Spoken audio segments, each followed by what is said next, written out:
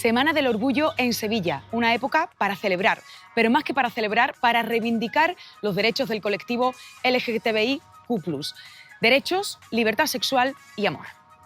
El orgullo es la cabalgata, los desfiles, los eventos culturales, las exposiciones, pero lo que realmente es el orgullo es la reivindicación, con marchas, con manifiestos, con manifestaciones y también con pedagogía. Y es precisamente nuestro objetivo en el día de hoy. Este programa especial es para dar visibilidad al colectivo LGTBIQ+.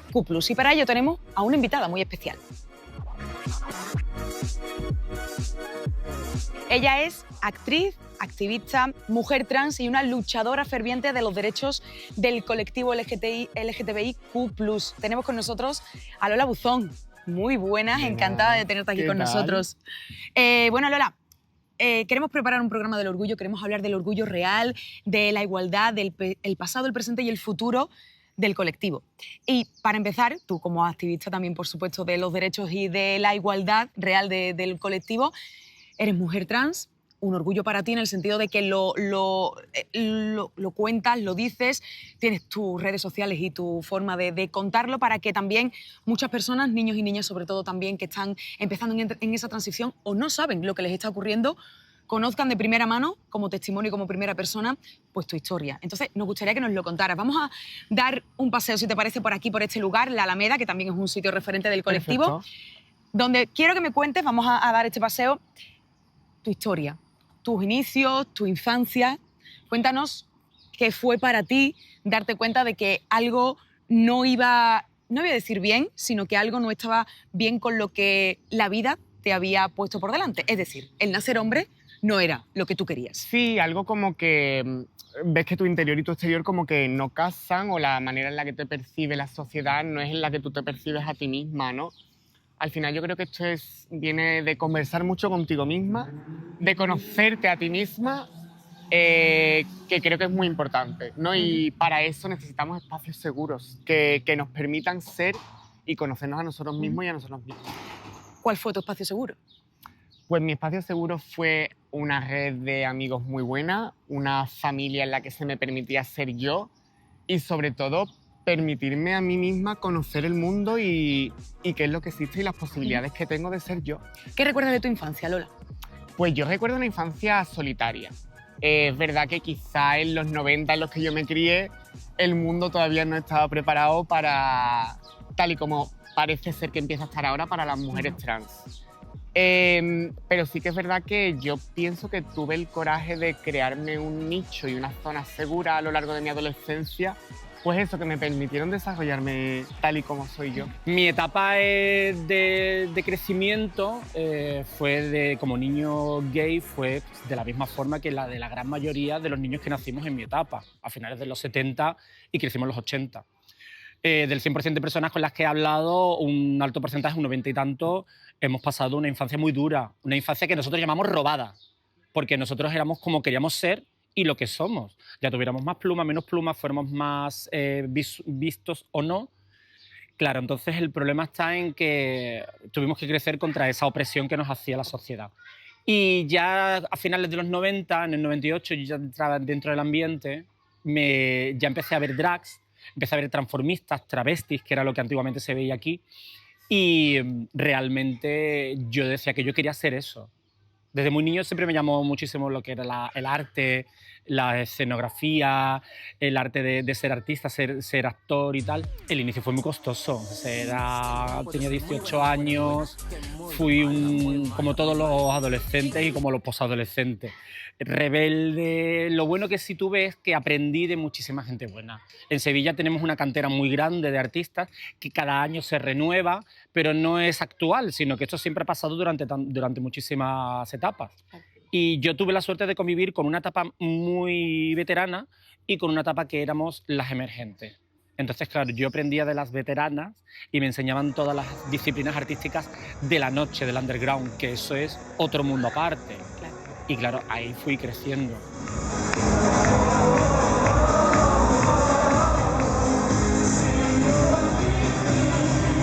Al final yo creo que la transición es una cosa muy personal, que cada una podemos hacer a nuestra manera, a nuestro ritmo, hasta donde queramos, porque igual que no hay una manera de ser mujer, tampoco hay una manera de ser una mujer trans. Claro. ¿No? Entonces, para mí lo más importante fue darme cuenta de eso, que yo podía ser mujer como yo quería serlo y no de una manera preestablecida. Eso para mí fue lo más importante. ¿Fue peor la infancia que la adolescencia? Porque la adolescencia son años muy complicados para todas las personas en general. Eso te iba a decir, que yo creo que la adolescencia es Para todo el mundo, complicada para todo el mundo. Sí, sí. Bueno, al final son distintas complicaciones, ¿no? Porque al principio de la infancia yo siempre soy una niña muy inocente, entonces yo me preocupaba de jugar mucho. Pero sí que es verdad que la adolescencia, que es complicada para todo el mundo, Claro. que viene tu desarrollo hormonal, que empiezas a relacionarte en sociedad, al no conocerte a ti misma, te es muy complicado relacionarte desde ti con el resto del mundo. Entonces la adolescencia sí que fue muy complicada. Y en esos momentos necesitamos espacios y redes de apoyo en los que poder ser nosotras mismas. Creo que sí que sería muy importante que las personas que necesiten cualquier tipo de ayuda la tengan accesible, Por supuesto. porque tenemos que recordar que uno de los mayores porcentajes de casos de suicidio se da entre adolescentes trans. Entonces, es muy importante que esa ayuda esté disponible y sea de fácil acceso para esas personas trans que además muchas veces recurren al suicidio no por ser personas trans, sino por cómo les está tratando la sociedad o por impedirles iniciar esas transiciones del modo que ellos, ellas y ellas quieran, de una forma natural.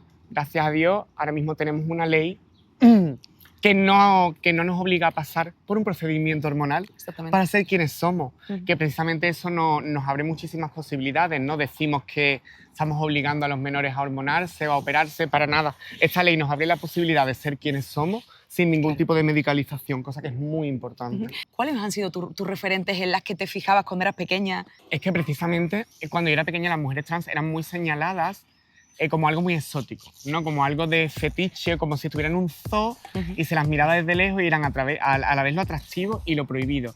Yo recuerdo que a Vivi Anderson se le presentaba como la sirena, porque era una mujer con cola. O sea, increíble. A la vez una de las mujeres más sexy del cine español, más atractivas, más cultas, más inteligentes, con un discurso más cristalino, pero a la vez se la presentaba con un calificativo que era como metiéndose hacia ella. O Cristina Ortiz, la Veneno, por ejemplo, era una mujer que tenía una vida muy especial, pero no por ser mujer trans, sino por dedicarse a la prostitución, por formar parte del mundo del espectáculo. Entonces era muy difícil asociarte a esos referentes cuando tenías una vida tan normal como una niña que iba al cole, luego iba a la piscina y punto. Entonces sí que es verdad que necesitamos construir y llenar el audiovisual y el medio público de referentes para que los niños, las niñas, las niñas se vean y digan, ay, pues yo soy eso, o yo me siento de una manera muy parecida a eso. Claro. Porque es verdad que los referentes cuando yo era pequeña te creaban una relación muy de amor-odio. De eso me está atrayendo, influyendo, llamando de cierta manera, pero a la vez la sociedad me lo está señalando como algo demasiado exótico, como un fetiche o como algo que no puede tener una vida normal. La primera drag que vi que me impactó fue La Prohibida, en el año 98. Sin embargo, referentes sevillanos tengo muchísimos. Pili Sevilla, Totó, Vicky Aranda, Tina Cristal, todas las artistas que había en aquella época, que todas eran las que estaban actuando en sí, en bruto, en la noche sevillana. Entonces, claro, yo terminaba el instituto, me iba a trabajar o había muchas noches en las que me quedaba directamente para verla, hasta las tantas. Entonces, son miércoles, jueves, viernes, sábado. Sí, es que el problema está en que nosotros intentamos creer que el colectivo LGTB siempre ha estado desligado del mundo heterosexual y no es así. El mundo heterosexual siempre ha invadido de buena fe el mundo LGTB, porque yo recuerdo por haber visto documentos gráficos antiguos de años 60, años 70, que realmente el grosso del público que venía a los locales donde estaba la Esmeralda de Sevilla, donde actuaba Félix la Abuela, los locales emblemáticos de Sevilla, el grosso del público era heterosexual, eran parejas heterosexuales, aparte de otros personajes de la noche o personas LGTB que salían y que disfrutaban de la noche y de su entorno.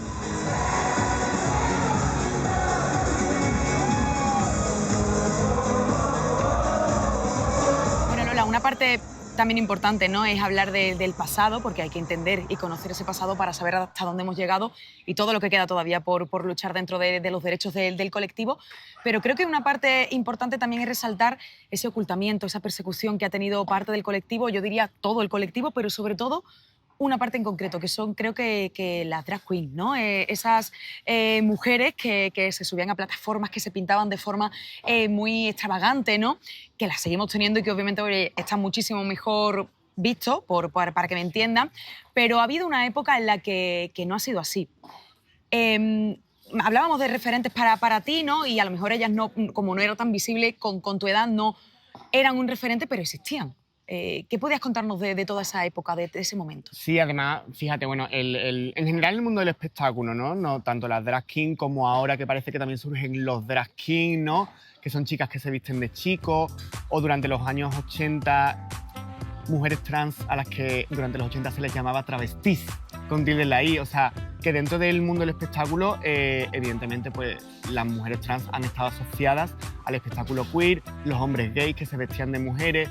Fíjate, por ejemplo, que en los 80, en muchísimos clubs de Madrid, había una figura que era una mujer trans que a lo mejor hacían striptease, que era, como te decía antes, ¿no? Lo llamativo, lo fetiche, pero a la vez lo prohibido, ¿no? Y había empresarios de dinero que iban a ver los espectáculos de estas mujeres, pero que luego estas mujeres tenían que irse a ejercer la prostitución, porque estaban mal pagadas, porque no les daba para comer suficiente, y entonces siempre como relegado un poco al underground, ¿no? Esos hombres homosexuales que hacían imitaciones de folclóricas, que son míticos, porque tenemos que ser conscientes de una cosa: el hecho de que seamos un colectivo vulnerable no implica que no tengamos ganas de vivir, que no tengamos ganas de disfrutar, que no tengamos ganas de desarrollarnos en todos los planos. De divertirte, por supuesto. Efectivamente, claro. ¿no? Y yo creo que el orgullo habla un poco de eso. En el orgullo hay una manifestación crítica que es muy importante y que es la base de nuestro orgullo, pero el orgullo también es un momento de festejar todo eso que hemos conseguido y de permitirnos ser nosotros mismos y nosotras mismas. Entonces,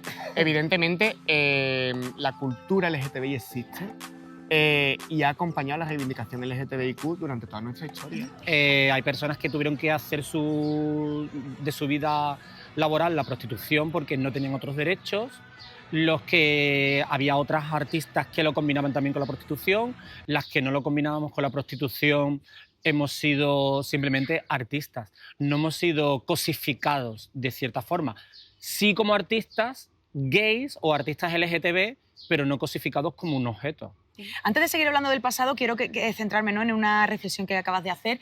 Esa forma de vivir el orgullo, ¿no? Cuando hay ciertas personas que dicen, pero ¿por qué no hay un orgullo hetero? ¿Por qué, si yo estoy orgulloso de ser hetero o de ser una chica o un chico hetero, por qué vosotros tenéis que celebrar un orgullo? Y realmente ese orgullo es poder salir a la calle siendo quien eres, sin ningún complejo. Y fíjate, en un lugar seguro, porque vas rodeada de muchas personas que no van a agredirte. Yo siempre digo que es que el orgullo hetero es el resto de 11 meses al año. Claro. No hay ninguna persona hetero que haya tenido que luchar por ser hetero. No hay ninguna persona cis, que también hay que contarle a la gente, ¿no? Las personas cis son las personas que no son trans. No hay ninguna persona cis que haya sido obligada a medicarse para ser reconocida en su DNI. ¿Como quién es? Como quien es, efectivamente.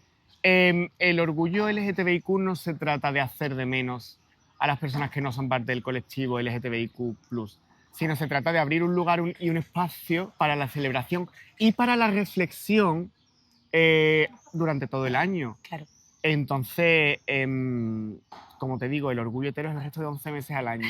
No hace falta una reflexión en torno a ser hetero, porque como la sociedad se ha naturalizado en torno a la cis heterosexualidad, claro, no necesitamos reflexiones en torno a ello, porque las personas cis heteros no sufren discriminación por claro, serlo. nadie se cuestiona por qué eres hetero. Efectivamente. Ni nadie le cuenta a sus padres y a sus madres dentro de casa, oye, que soy hetero.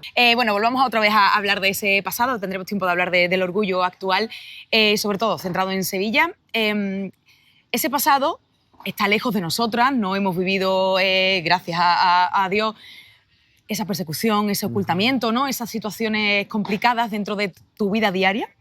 pero sí que tú has estado muy cerca de poder representar al menos a alguien dentro de ese colectivo de esa época del año, de la época de la historia en Sevilla en concreto, con la película Te estoy llamando locamente.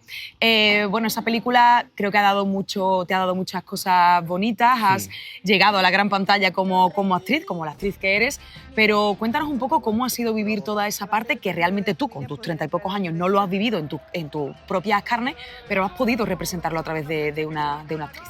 Pues mira, una cosa que comentábamos mucho los actores y las actrices, y además yo trabajo mucho con Carmen Orellana, otra de las actrices de la peli, y que lo comentamos mucho ella y yo, y es lo poco que sabíamos de esta parte de nuestra historia, siendo una historia bastante reciente de nuestra comunidad, de nuestra provincia y de nuestra ciudad. Es increíble que en gran parte la historia queer, la historia LGTBIQ, ha sido silenciada o no se ha contado en los institutos. Y esto fue una marcha absolutamente popular, nacida del trabajo del pueblo y de una gente que eran colectivos vulnerables y que se unían por la lucha de los trabajadores, por la lucha feminista, por la lucha LGTBIQ, que entonces eran homosexuales, porque incluso a las mujeres trans se nos reconocía como hombres homosexuales, o sea, éramos totalmente invisibles, no, casi ni existíamos, ¿no? O éramos las travestis, como comentábamos antiguamente.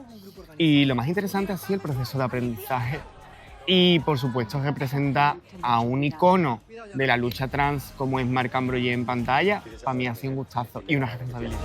Como que me llamo Paca que esta manifestación va a llegar al final. Las cosas están cambiando, pero no han cambiado todavía. Bueno, Lola, estamos inmersos en el mes de la diversidad sexual, en el mes del orgullo, en el mes de la reivindicación, y es cierto que en los últimos años las administraciones se han puesto un poco más las pilas, ¿no?, con esto de la celebración del orgullo, han hecho muchas más actividades, no se ha quedado solo concentrado en ese fin de semana del orgullo, que es el día 28 de junio, pero sí que es cierto que lo han hecho durante todo el mes, muchas actividades y demás. No sé cómo ves ahora mismo la forma en la que el Ayuntamiento de Sevilla en concreto, en esta administración, ha organizado todo el mes del orgullo. ¿Cómo ves que han hecho todo esto? Porque puede que se haya quedado solo un poco en la festividad y no en la reivindicación. Yo creo que sería importante que las administraciones que celebran y organizan los orgullos lo hicieran con una perspectiva de verdad LGTBIQ y consultando a gente de la comunidad LGTBIQ. Creo que sería mucho más importante que si traemos artistas, que sean artistas pertenecientes a la comunidad, que haya muchas más actividades culturales, no solo festivas, como comentábamos. Está genial celebrar una vez al año que en un espacio seguro podemos ser quien somos, pero también es muy importante no olvidarnos de todo ese camino que nos queda por luchar. Además, fíjate que en los últimos años hemos visto mucho menos pinkwashing. ¿Qué es el pinkwashing? Es el hecho de vestir tu marca con el arcoíris una vez al mes, como para vestirte de un halo de inclusión que no siempre tiene que ser verdadero realmente en las empresas, ¿no? ¿Por qué ha habido una bajada del pinkwashing? Porque ahora parece que no es tan necesario o que no es tan popular ser LGTBIQ inclusivo. Eso es preocupante. No queremos pinkwashing, queremos una inclusión real en las empresas, pero sí que al menos antes las empresas intentaban aparentar, ya ni siquiera. Entonces es muy importante, en cierto modo, volver a las raíces del orgullo y reivindicar verdaderamente lo importante que es cumplimentar esos pasos que nos faltan para la igualdad real y para ello contar con personas del colectivo LGTBIQ.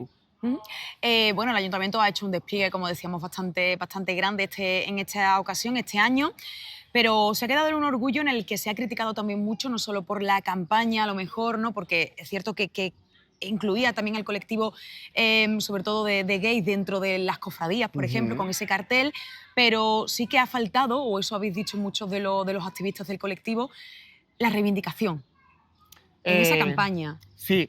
A ver, en general, como te decía antes, creo que falta una visión LGTBIQ y además una visión LGTBIQ que no venga del capitalismo, porque yo al final lo que quiero no es que el orgullo se convierta en un reclamo turístico. Turismo no necesitamos más en Sevilla, eso lo sabemos todos y todas las sevillanos que habitamos la ciudad. Lo que necesitamos son medidas reales que mejoren nuestra calidad de vida. Podemos hablar, por ejemplo, de esa falta de reclamo en el pregón, un pregón que está a cuatro voces, un pregón en el que está Kiska, en el que está Álvaro Mayo, que también es muy popular también en el mundo de la música. También está, por supuesto, Manuel Jiménez, ¿no?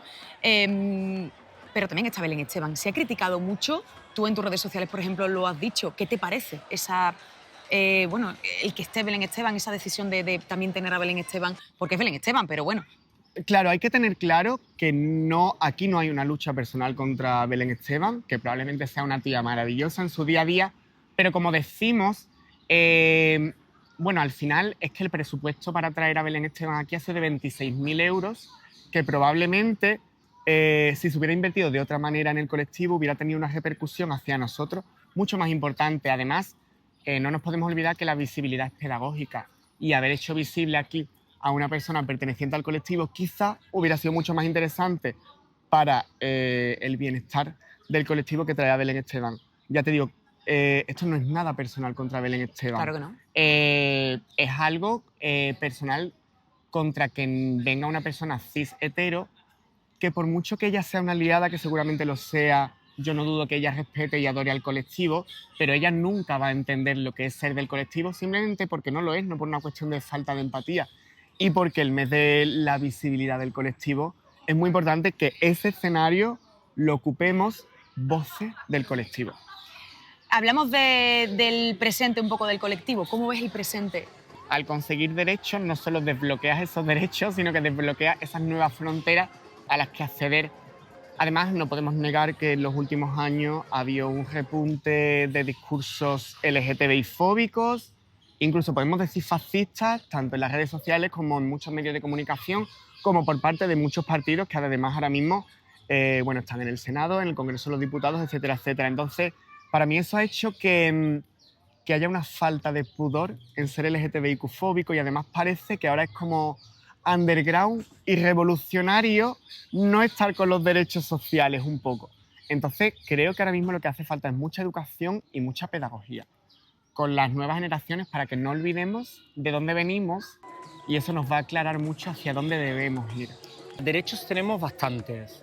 Han sido muy peleados. Lo importante es que dentro del colectivo no existan personas que dinamiten estos derechos que hemos logrado otras personas.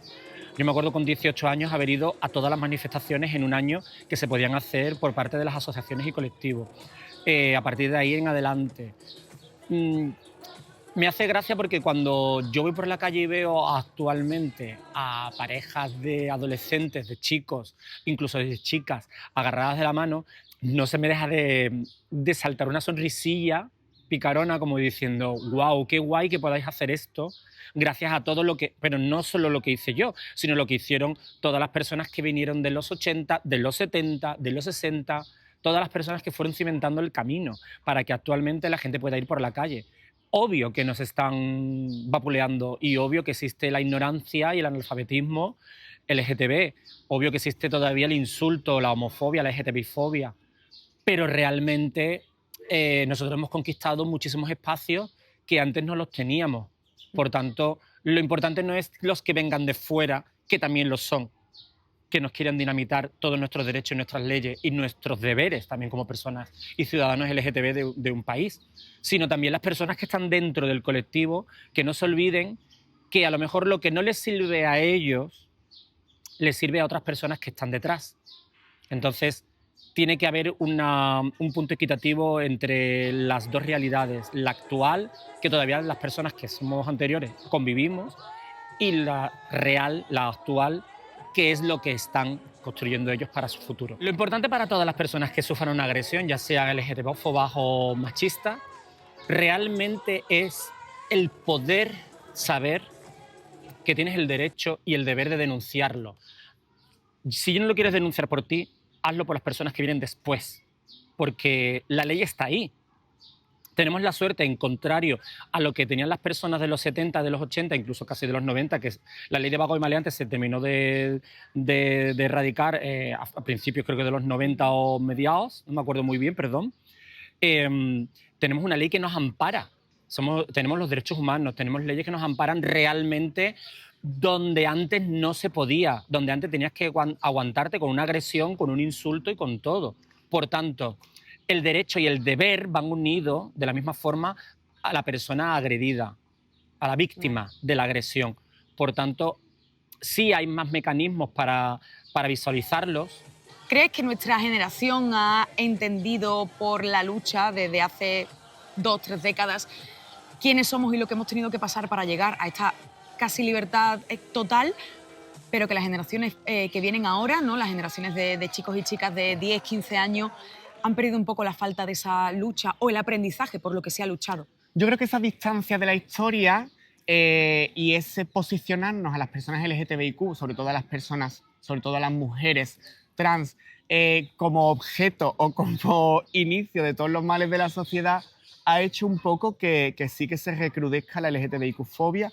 Lo sabemos, vosotros los medios de comunicación mejor que nadie, que hay muchísimas más agresiones LGTBIQ-fóbicas, se han duplicado con respecto al año pasado, por ejemplo. Entonces creo que sí, que esa distancia de la historia y esa modernización de los discursos fascistas han hecho que volvamos a ser objeto de violencia físicas, verbales y de todo tipo. Entonces, y creo que en parte también, parte de nuestra generación, de esos chicos y chicas de los 90, Claro. no estamos quizá acomodados en los derechos que tenemos. Tenemos que olvidar, o sea, tenemos que recordar que desgraciadamente esos derechos no son fijos y que parece ser que nos los pueden quitar en cualquier momento. Así que no podemos descansar en la lucha, tenemos que seguir constantes haciendo pedagogía y visibilizándonos. ¿Qué futuro ves para chicos y chicas del colectivo en cuanto a libertad, en cuanto a ser quienes son y amar a quien quieras? Yo creo que tenemos muchas posibilidades. Además, a mí, por ejemplo, no me gusta hablar tanto de amar, sino de ser, porque no debería estar justificado nuestros derechos con respecto al amor, sino simplemente porque somos personas humanas y nos merecemos el mismo bienestar y el mismo respeto, seamos quien somos. Yo ya no pido respeto, yo ya lo exijo. Entonces, creo que la juventud se le abre un mundo de posibilidades, gracias a Dios, a la ciencia, a la tecnología, a la psicología, a las investigaciones sociales. Los niños, niñas y niñas tienen un futuro mucho más luminoso. ¿Qué pasa? Que también se abren nuevas amenazas y tenemos que estar preparados, preparadas y preparadas para combatir lo que nos venga. Hoy por hoy no podemos descansar. Me encantaría que en un futuro cercano fuera así, pero hoy por hoy tenemos que seguir luchando, reivindicando, visualizando y haciendo pedagogía y educando. Lola, muchísimas gracias. A vosotras Gracias siempre. por estar con nosotros, gracias por contar tu historia, gracias por abrirte de esa forma y por seguir luchando. Ojalá no tengamos que luchar y ojalá el año que viene no tenga que volver a llamarte para hacer un tipo de programa de Solo para un esta café. clase, solo para un café, y que vengamos a la Alameda con tranquilidad de disfrutar y con esa parte de la reivindicación que vamos a seguir teniendo. Así que muchísimas gracias desde 101 por A vosotras. regalarnos este trocito de ti y a seguir en la lucha, por supuesto, todo lo que venga para seguir haciendo pedagogía y para seguir reclamando esa libertad. Que así sea.